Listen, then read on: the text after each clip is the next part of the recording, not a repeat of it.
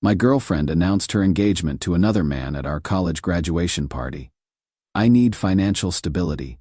Camden, you will understand someday. What I did not realize was that karma would serve her the most spectacular public humiliation imaginable. I am Camden, 23, and I just graduated with a computer science degree from a state university in Colorado. What I am about to share sounds like something from a reality television show, but I have screenshots, video evidence, and about 200 mutual friends who witnessed everything unfold. Sloan and I met sophomore year in a programming workshop.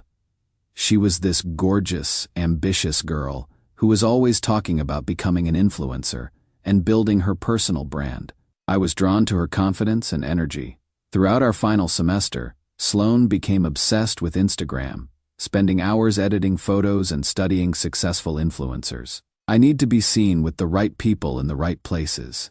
She had always say, personal branding requires careful curation. Meanwhile, I was working 20 hours a week at campus, finishing my degree and interviewing for software jobs. Money was tight, like it is for most college students.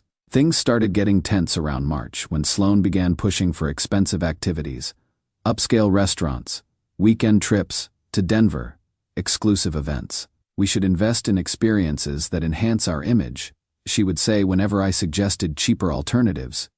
That is when Harrison Blackwell entered the picture in late February. Trust fund kid whose family owned a law firm, already accepted to Columbia, driving a BMW and constantly picking up dinner tabs with his black card. I noticed Sloan positioning herself closer to him in group photos and laughing way too hard at his stories. By April, Sloan's phone behavior completely changed. She would guard it like state secrets, step away to text, and get defensive when I asked about all the messaging. It is business networking, she had snapped. You wouldn't understand personal brand management. In early May, I got an offer from a tech company in Seattle, $95 K plus equity and benefits. I was thrilled and thought we could finally plan our future without money stress. Sloan's reaction should have been my wake-up call. Is that really enough for the lifestyle we want? How prestigious is this company? I need to be associated with brands that enhance my social presence. Graduation night, May 15th. At our friend Marcus's party, around 11 p.m., Sloan clinked her champagne glass for attention. She was wearing a dress I had never seen before and seemed unusually excited. I have amazing news to share, she announced, pulling Harrison close. Harrison proposed yesterday, and we are officially engaged. I just stood there holding my beer, watching the woman I loved announce her engagement to someone else. She was wearing this massive diamond ring that definitely wasn't there that morning. When I pulled her aside, Sloan delivered what felt like a business presentation. Camden, I do care about you, but I need to be realistic about my future needs. Harrison can provide the financial stability and social connections I need to build my brand.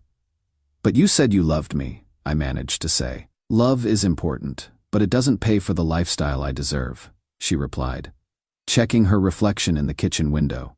Harrison's going to Columbia Law, then joining his dad's Manhattan firm. We are getting married in February in the Hamptons. I need someone who can properly support my ambitions. The cruelest part was her immediate social media documentation of the moment. Before I had even left the party, she was posting Instagram stories of her ring, Harrison, and their fairy tale engagement moment. I discovered later through mutual friends that she had been secretly dating Harrison for 3 months while still sleeping in my bed several nights per week. I left that party feeling like my entire reality had been a carefully constructed illusion. Knox drove me home and spent the next several hours helping me process what had happened. My older sister Ember, who works as a senior tech recruiter in Denver, came over the next morning to provide perspective on my career opportunity. That job offer is phenomenal for someone your age, she told me while reviewing the compensation package. This company is highly respected in the industry, and Seattle has an incredible tech ecosystem. Do not let someone else's shallow priorities make you question an amazing career opportunity. Over the following week, I realized Sloan had shown me exactly who she was. Someone who viewed relationships as stepping stones rather than genuine partnerships. I decided to accept the Seattle position, relocate across the country, and build a completely new life. What I could never have predicted was how spectacularly her calculated social climbing would eventually backfire. Update 1. It has been 6 months since I moved to Seattle, and I wanted to update everyone who supported me through that initial devastation.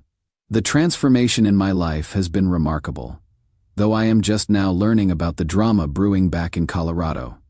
The software engineering position exceeded every expectation I had. Within 3 months, I was leading development on a major client project because my manager was impressed with my problem-solving approach and work ethic. The learning curve was intense, but I thrived in the collaborative environment with brilliant colleagues who shared my passion for innovative technology solutions. You have natural leadership instincts, my senior manager told me during my first performance review. We are fast-tracking you for a team lead position. I found an apartment in Capitol Hill with floor-to-ceiling windows overlooking the city skyline. The neighborhood has incredible restaurants, coffee shops, and a thriving arts scene that perfectly matches my interests. I joined a climbing gym near my office and started hiking the mountain trails around Seattle every weekend. The therapy sessions I started have been transformative for understanding relationship patterns and building emotional resilience. Dr. Sarah Chen specializes in betrayal trauma and helped me recognize how toxic dynamics can masquerade as normal relationship behavior. Healthy partners celebrate your successes and support your goals, she explained during one of our sessions. Someone who views your achievements as competition or inadequate is revealing their own insecurity and character flaws. My dating life has also improved significantly. Through a programming meetup, I met Emma Rodriguez, a UX designer who works for a sustainable technology startup. She is intelligent, creative, and genuinely excited about my career growth and personal development. Our first conversation lasted 4 hours because we connected so deeply on our shared values and life philosophies. I love how passionate you are about your work, Emma told me after our third date. It is incredibly attractive when someone has clear goals and works consistently toward achieving them. The contrast between Emma and my previous relationship could not be more dramatic. Emma appreciates authenticity over social media performance, values personal growth over material possessions, and treats our relationship as a genuine partnership rather than a strategic alliance. But here is where the story takes an interesting turn. My roommate Knox has been feeding me updates about Sloan and Harrison's engagement, and apparently their fairy tale romance is not proceeding as smoothly as their Instagram posts suggest. Knox heard through our mutual friend group that Sloan has been struggling significantly with her influencer career. Her follower count has stagnated around 8,000 people. She has landed 0 paid sponsorship deals, and she has been working at a luxury retail store while planning her expensive wedding. She keeps posting about her engagement and wedding planning. Knox told me during our weekly phone call, but people are commenting that she seems stressed and her content feels forced. More concerning are the rumors about Harrison's behavior since starting law school at Columbia. Multiple people from our college friend network have spotted him around Denver during school breaks with various women who are definitely not his fiancée. Someone saw him at a rooftop bar downtown with a blonde influencer who has like 50,000 followers, Knox reported. When confronted by mutual friends, Harrison claimed it was networking for Sloan's brand, but they were definitely acting like more than business associates. What I did not know was that both Sloan and Harrison were already demonstrating the exact character traits that would eventually destroy their relationship in the most public way imaginable. I find myself feeling nothing but relief when I hear these updates. 12 months ago, I would have been devastated by Sloan's success and jealous of Harrison's wealth. Now I see clearly that they both revealed their true priorities, and I escaped a relationship built on superficial foundations. My sister Ember visited Seattle last month and was amazed by the change in my confidence and overall life satisfaction. "You seem like a completely different person," she observed over dinner at a restaurant overlooking Puget Sound. "More focused, more secure in your own worth, more genuinely happy." She is absolutely right. Getting rejected by someone who prioritized financial transactions over emotional connection was devastating at the time, but it redirected my entire life towards something infinitely more fulfilling. The wedding is scheduled for the 14th of February at some exclusive Hamptons venue that costs more than most people's annual salaries. I will be in Seattle, probably working on exciting projects and enjoying my relationship with someone who values character over credit limits. Little did I know that their wedding day would provide the most spectacular vindication imaginable. Update 2. I am writing this from my Seattle apartment at 11 p.m., still trying to process what I just witnessed. Sloan and Harrison's Valentine's Day wedding became a catastrophic public meltdown that is currently breaking the internet, and I watched the entire disaster unfold in real time. Knox texted me Saturday afternoon with unprecedented urgency in his message. Camden, Sloan's wedding is being live-streamed and something insane just happened. Link attached. Drop everything and watch this immediately. I almost ignored it. I have maintained complete no contact for nearly a year, focusing entirely on my career growth and relationship with Emma, but Knox's tone suggested something truly extraordinary was happening. So I clicked the livestream link. The wedding was taking place at an ultra-exclusive Hamptons venue that probably cost more than most people's houses. Everything looked professionally perfect. Designer floral arrangements, luxury linens, a string quartet playing classical music. The guest list appeared to be several hundred people in expensive formal wear, with multiple professional photographers documenting every moment. Sloan looked absolutely stunning in what was obviously a custom designer wedding dress that probably cost more than my car. Harrison was wearing a perfectly tailored tuxedo, standing confidently at the altar like he owned the entire world. Both families looked elegant and proud, exactly the kind of high society wedding Sloan had always dreamed about. The ceremony proceeded normally through the processional, readings, and traditional vows. Everything appeared flawless until the minister reached that fateful moment. If anyone has a reason these two should not be wed, speak now or forever. Hold your peace. That is when the entire fairy tale exploded.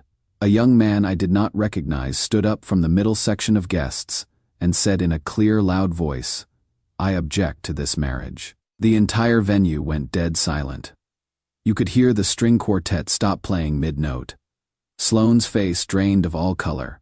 Harrison looked confused and increasingly angry. The minister seemed completely unsure how to handle the situation. The man continued with devastating clarity.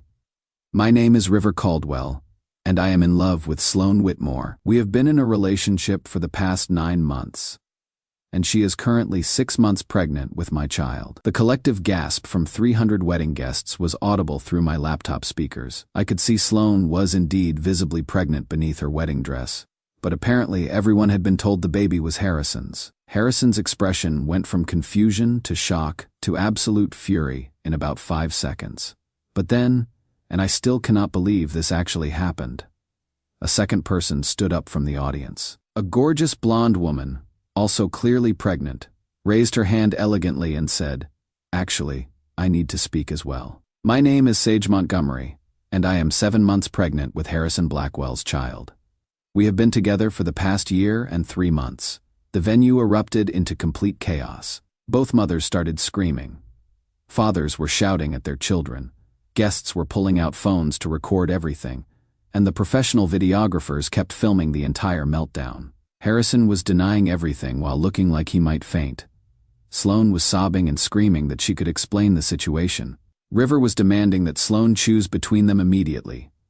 Sage was showing photos on her phone as proof of her relationship with Harrison. The wedding party looked absolutely mortified, and several bridesmaids were crying from embarrassment. Within minutes, I watched multiple guests posting videos to TikTok, Instagram, and Snapchat in real time. The hashtag Hamptons wedding disaster started trending before the ceremony was even officially canceled. By Sunday morning, the story had been picked up by entertainment news websites, local television stations, and viral content aggregators.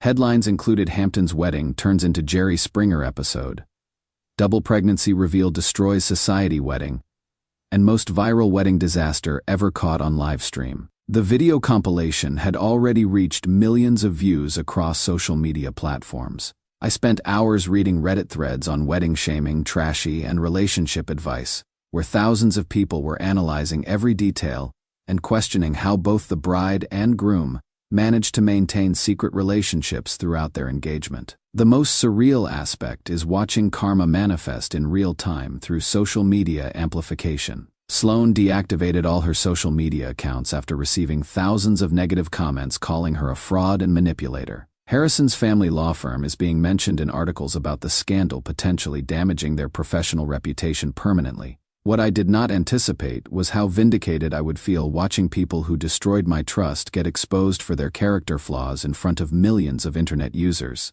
I am sitting in my beautiful Seattle apartment, looking out at the city lights, feeling nothing but gratitude for dodging such spectacular dysfunction. 15 months ago, I was heartbroken that this woman chose money over genuine connection. Now I understand she was incapable of genuine connection with anyone. My life transformation since moving here has been remarkable. I got promoted to senior developer last month with another significant salary increase. Emma and I have been talking about moving in together because our relationship continues growing stronger every day. She values integrity, emotional intelligence, and authentic partnership. Everything my previous relationship completely lacked. You definitely dodged a nuclear bomb with that situation, Emma said after watching some of the viral clips. Those people are fundamentally broken in ways that would have destroyed your life. The contrast could not be more perfect. While my ex-girlfriend's life implodes publicly across the internet for millions to witness, I am building something real and sustainable with someone who chose me for my character rather than my bank account. Sometimes karma comes through viral videos, and sometimes it takes a year to arrive, but it always finds people who betray trust for selfish gain. Final update. I am writing this final update exactly 1 year after Sloane and Harrison's catastrophic wedding, which has achieved permanent internet folklore status. The video still gets shared regularly across social media platforms. Reaction content continues being created, and new people discover it weekly, generating fresh waves of commentary. Let me update everyone on the long-term consequences for all involved parties, because the karma has been even more comprehensive than anyone could have predicted. According to multiple mutual friends who have stayed in contact, Sloane moved back to her parents' house in suburban Denver after the wedding disaster. Her influencer aspirations completely collapsed when her social media presence became associated with viral humiliation rather than lifestyle inspiration. She gave birth to River's baby in August and is currently working retail at a department store while managing single motherhood. Her relationship with River disintegrated during the pregnancy when he was expelled from graduate school for academic misconduct, unrelated to the wedding drama. The public shame destroyed any possibility of rebuilding her personal brand or attracting sponsorship opportunities. Harrison's situation has been equally devastating for his career prospects. Columbia Law School conducted a disciplinary review after the viral videos, though he was ultimately allowed to continue his studies. However, his reputation in legal circles has been permanently tainted by the scandal. His family's law firm has been referenced in countless articles and social media discussions about the wedding disaster, creating ongoing professional embarrassment. He is currently facing paternity litigation from Sage and dealing with the financial implications of supporting a child while completing law school. Meanwhile, my life has exceeded every goal I set when I first moved to Seattle. I was promoted again this month to lead developer, managing a team of 8 engineers on cutting-edge artificial intelligence projects. My salary has more than tripled since graduation, and I am receiving equity options that could be worth significant money when the company goes public next year. Emma and I moved in together 6 months ago to a stunning apartment in the Belltown neighborhood with panoramic views of Elliott Bay. We just got pre-approved for a mortgage and are house hunting in some of Seattle's most desirable neighborhoods. She consistently amazes me with her creativity, intelligence, and genuine character. I cannot imagine being with someone who views relationships as business transactions. Emma told me recently when we were discussing my previous dating history. The fact that you escaped that dysfunction and grew into such an emotionally healthy partner makes me appreciate you even more. The most profound realization from this entire experience is how getting rejected by the wrong person can redirect your entire life towards something infinitely better. Sloane demonstrated that she valued status over substance, wealth over character, and social media performance over authentic connection. At the time, her rejection felt devastating. Now I understand it was the greatest favor anyone has ever done for me. Emma and I recently watched some of the wedding disaster compilation videos together, and she could not comprehend how I ever dated someone capable of such systematic deception and manipulation. "You are nothing like the type of person she ended up with," she observed. She obviously had no understanding of what kind of man she was losing when she chose money over genuine love. The viral nature of their wedding disaster has become a perfect example of how modern technology amplifies consequences for toxic behavior. Sloane wanted Instagram fame and social media success.